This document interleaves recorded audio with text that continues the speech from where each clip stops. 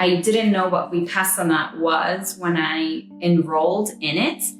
Someone had mentioned it and I thought, okay, I don't know, it sounds interesting. And since I was searching, I signed up for it. It's a technique that comes from the Buddha. It's a technique that's 2,500 years old. Vipassana itself is pure in its form.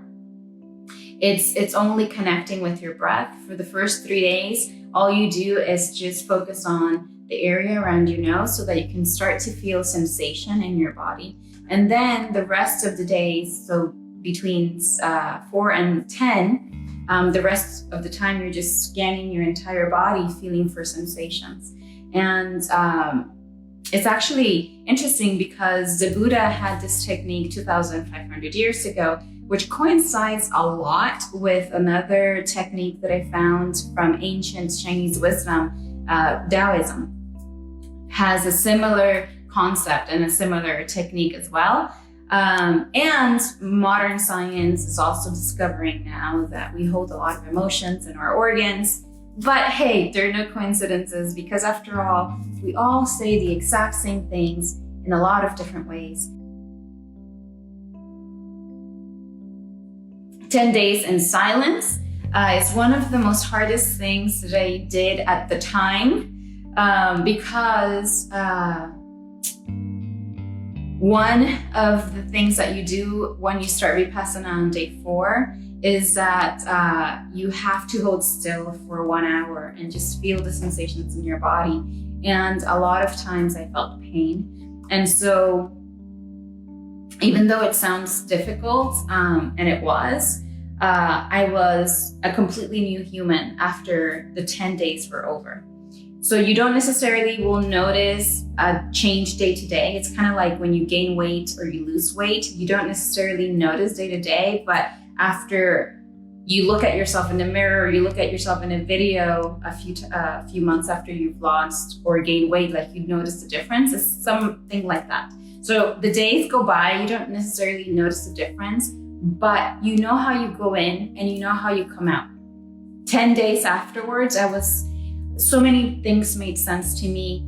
My relationship with my father made sense to me, like things that I never thought would come up during a silent meditation retreat were suddenly so clear to me. Not because I was looking for them, because you don't have time to go into clearing stuff out. It just clears. It's magical. It really is. It's not magical, but it's really profound. And I highly recommend, if you guys are interested in that you pursue it. There are 200 schools all over the country, all over the planet. I have gone to the biggest center in the United States is in Kaufman, Texas. And I found it by accident because it was the only center that had any openings when I applied. And I just decided I'll just fly there. I don't care. I just want to do it. And it turns out that they have availability because it's the biggest center. It's in Kaufman, Texas. I've also done it here in Seattle. I'm currently in Seattle. I've done it in Seattle by just showing up on the day that it was going to start, which I will talk about in a minute. And I also did it in Jaipur, India. And I've done it in Germany. And I did another one in Texas. So in the last year, I've done 5 of them. They host you, they feed you, and their whole intention is for humanity to start seeking within. I absolutely recommend it.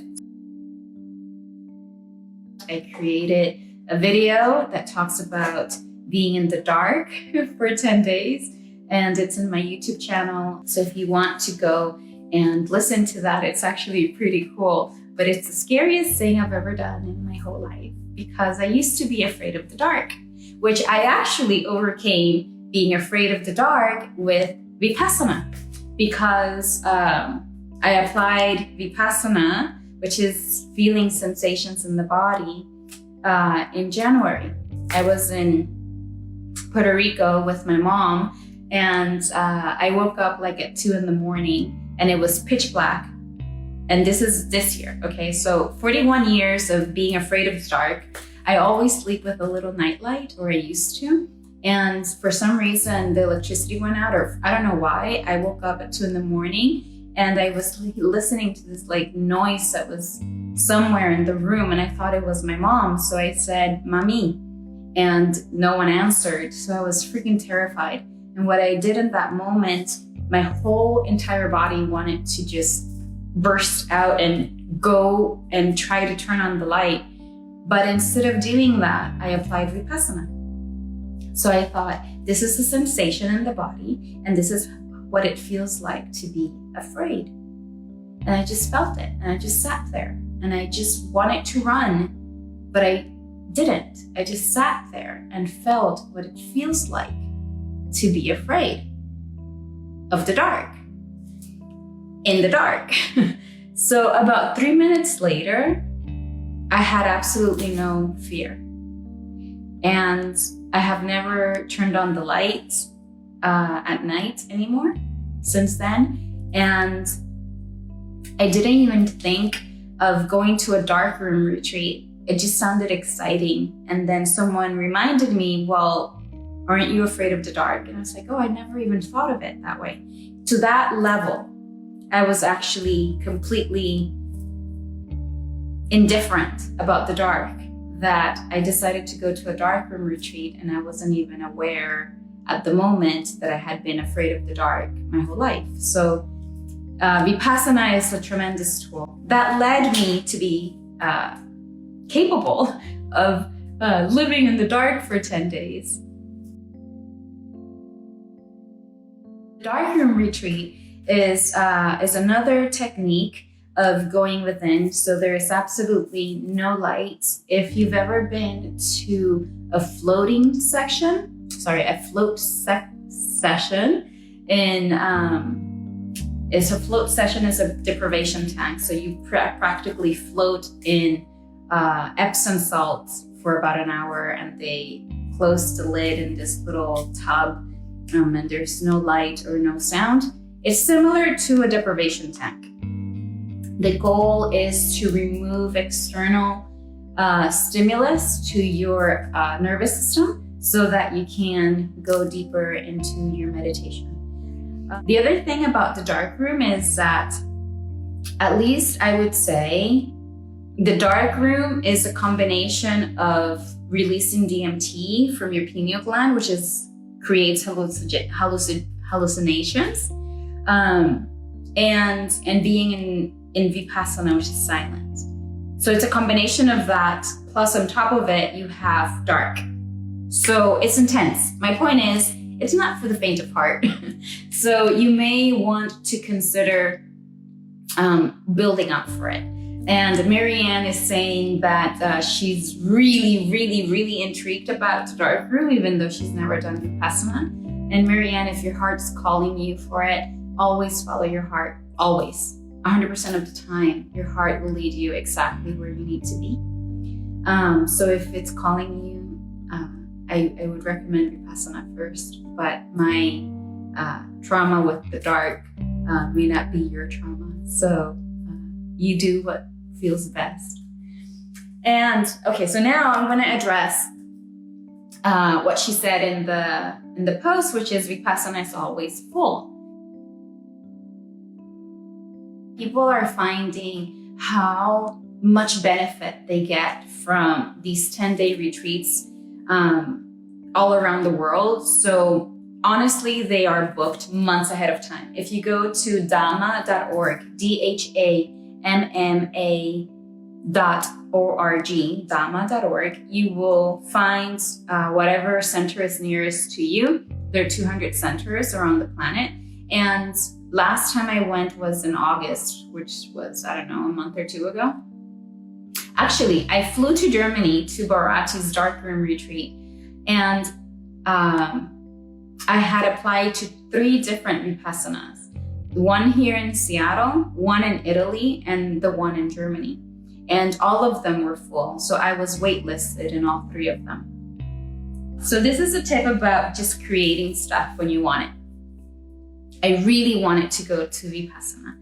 And what I did was a day before vipassana started, which was day 9 of the darkroom retreat, I got out of the darkroom and I still had not been accepted to vipassana.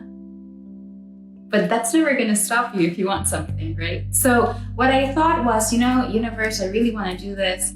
I'm just going to go and show up. And if they accept me, they accept me. And if not, then I'll just take a train to Amsterdam, because I had to be in Amsterdam for a Joe Dispenza event right after vipassana would have ended. So I thought, if they don't accept me, fine. So as I am on the train, on my way to vipassana, I got an email and they said that they accepted me. And so that's how I manifest so many things in my life. The reason why I think it works for me is because I just go for it and I don't attach anything to whether it happens or not. So if it happens, great. And if it doesn't happen, well, it wasn't meant to be. That's how I approach it. And when I do, it's like magic happens. So anyway, if vipassana is constantly full, I just give you a tip. The other time that I attended vipassana in that manner, well, I always kind of sign up a week before and I get in. But one particular time was in Seattle this February. It was a snowstorm, and it was coinciding with Valentine's Day. And what I did was I thought, well, probably people are going to start canceling because it's snowing. So I applied, and 2 hours later, I got a notice that they accepted me because people are canceling. Just show up. Just show up, and if they have space or if people cancel, if you're near a center, show up.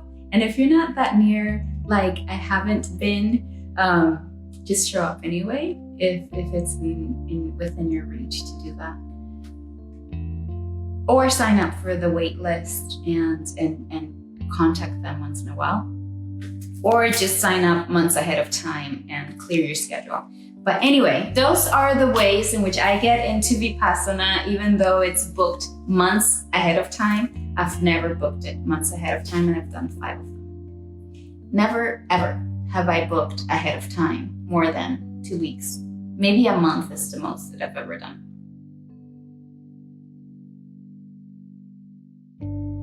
Thanks, everyone, and continue to seek within.